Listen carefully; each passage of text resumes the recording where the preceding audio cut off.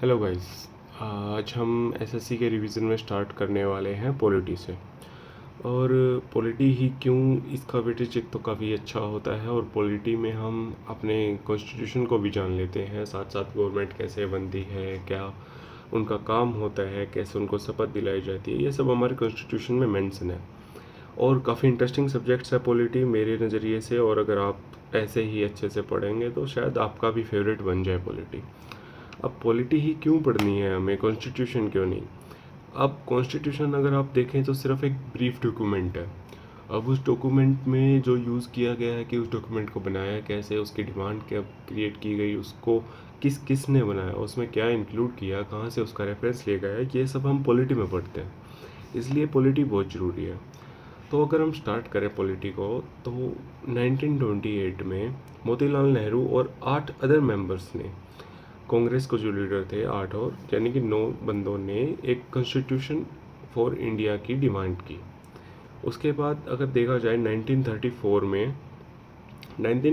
में डिमांड की गई कॉन्स्टिट्यूएंट असेंबली की, किसके द्वारा? एम एन रॉय के द्वारा, फॉर्मल तरीके से, जो कि एम एन रॉय थे, कम्युनिस्ट पार्टी ऑफ इंडिया के मेंबर थे। 1920 में फॉर्म हुई थी कम्युनिस्ट पार्टी ऑफ इंडिया। अब इस नोट्स में आप देखिए, साथ बाई साथ आपको ढेर सारी नॉलेज और मिलेगी। ये नहीं कि हम डिट्टो जो हर जगह पढ़ाया जाता है वही पढ़ रहे हैं, ये रिवीजन क्लास है तो हम फास्ट भी करेंगे।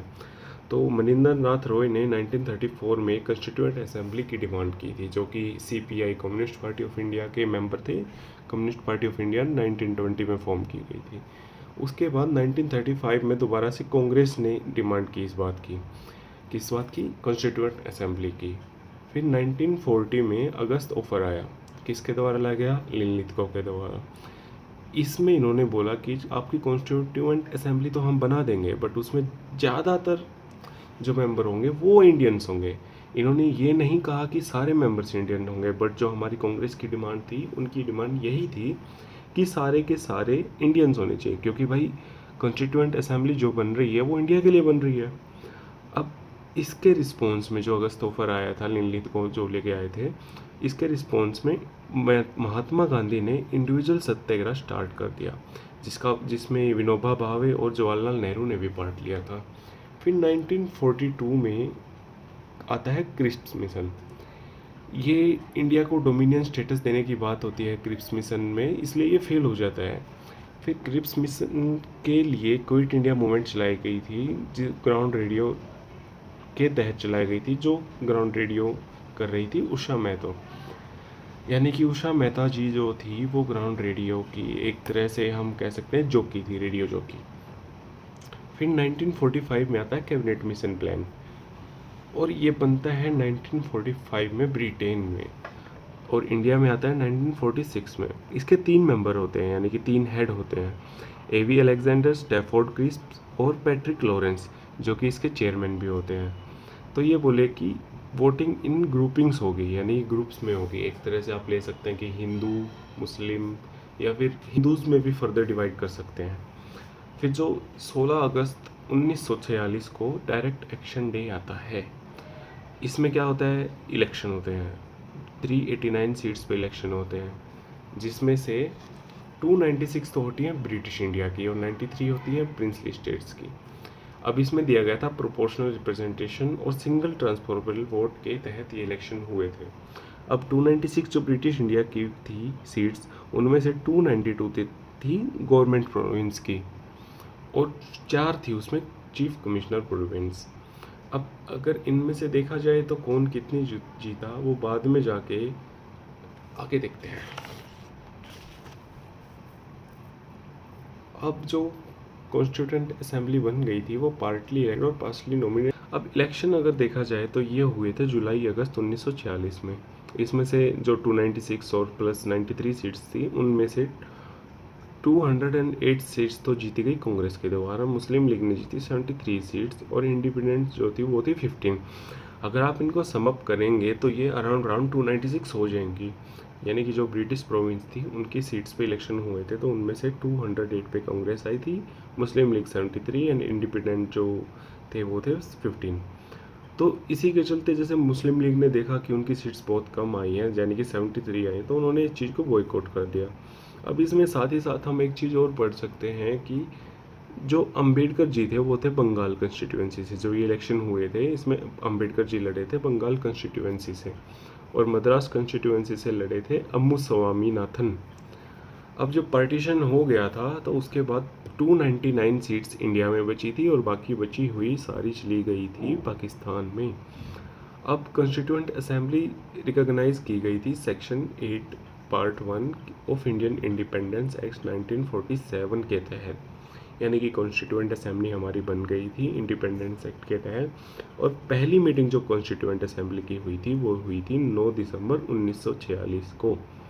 अब इसमें हेड चुने गए थे, यानी कि इलेक्शन करने का टाइम नहीं था ऑब्वियसली हमारे पास, तो इसमें सब थे वो थे डॉक्टर सच्चिदानंद सिन्हा। बनाया गया था इस कॉन्स्टिट्यूएंट असेंबली का, थे 211 मेंबर्स। और 13 दिसंबर 1946 को ऑब्जेक्टिव रेजोल्यूशन पास करते हैं जवाहरलाल नेहरू, जिन्होंने पहले भी पढ़ा होगा वो जानते होंगे कि ऑब्जेक्टिव रेजोल्यूशन जवाहरलाल नेहरू जी ने जो 13 दिसंबर 1946 को स्पीच दिया था उसका कुछ पार्ट है, उस पार्ट को ही लेके प्रीएम्बल बनाया गया था बाद में। 22 जनवरी 1947 को इसको अडॉप्ट कर लिया गया था। अब जो कॉन्स्टिट्यूएंट असेंबली बनी थी उसकी बहुत सारी कमिटीज़ भी होती हैं। अब कमिटीज़ अगर आप देखेंगे तो 21 या 22 देखी जाती हैं, यानी कि 8 मेजर कमेटी और 13 माइनर कमेटी। अगर देखी जाए तो मेजर कमेटी कौन कौन सी थी वो हम आगे पढ़ेंगे। तो अब सबसे मेन कमेटी जो कॉन्स्टिट्यूएंट बनाने में, हमारी कॉन्स्टिट्यूशन बनाने में हमारी हेल्प हुई जिस कमेटी के तहत, वो थी ड्राफ्टिंग कमेटी। ये फॉर्म हुई 29 अगस्त 1947 को। इसमें थे 7 मेंबर्स, जिसके चेयरमैन थे B R Ambedkar, Alladi chairman तो बी आर अम्बेडकर, और बाकी मेंबर थे Alladi Krishnaswami Ayyar, Gopalaswami Ayyangar, Mohammed Saadulla, B L Mittal थे, बाद में उनकी डेथ हो गई थी तो उसकी जगह एन माधव राव आए थे, फिर के एम मुंशी, और आखिर में थे डी पी खायतन, बाद में इनकी जगह टी टी कृष्णामाचारी आए। अब हम आगे बढ़े तो कॉन्स्टिट्यूएंट असेंबली के हमारे टोटल 11 सेशंस हुए थे जो कि 165 दिन चले थे। उसमें से अगर उनका टाइम देखा जाए, यानी कि वो टोटल चले थे 2 साल 11 महीने 17 दिन के लिए। अब जो पहला ड्राफ्ट कॉन्स्टिट्यूशन का पब्लिश हुआ था वो हुआ था 21 फरवरी 1948 को। अब ड्राफ्ट पब्लिश करने से क्या मतलब है, यानी कि जो कॉन्स्टिट्यूएंट असेंबली काम कर रही है कॉन्स्टिट्यूशन बनाने का, उसको पब्लिक में पब्लिश किया गया कि भाई आप देखिए हमारे भारत का संविधान कॉन्स्टिट्यूशन कुछ ऐसा बनने वाला है, अगर आपको इसमें कुछ भी दिक्कत लगती है तो आप हमें बता सकते हैं अभी। तो ड्राफ्ट पे सोच समझ करने का, विचार करने का जो टाइम दिया गया था 8 महीने दिया गया था पूरी पब्लिक को। फिर फाइनल ड्राफ्ट पब्लिश किया गया था उसके बाद 4 नवंबर 1948 को, ओके, जिसकी फर्स्ट रीडिंग ली गई थी 5 दिन में, और सेकेंड रीडिंग हुई थी 15 नवंबर 1948 से 17 अक्टूबर 1949 तक। आप देख सकते हैं तकरीबन 1 साल इसकी सेकेंड रीडिंग चली थी, इतना लंबा हमारा कॉन्स्टिट्यूशन बना है।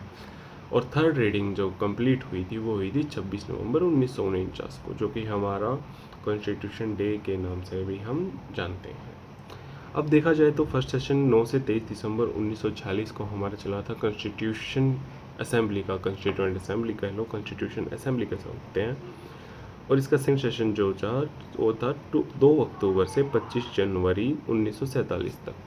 हाँ, थोड़ा सा क्लियर नहीं दिख रहा है बट हम बोल रहे हैं तो आप साथ में लिख सकते हैं। और इसका जो 10th सेशन हुआ था 6 से 17 अक्टूबर 1949, 11वां सेशन हुआ था 14 से 26 नवंबर 1949।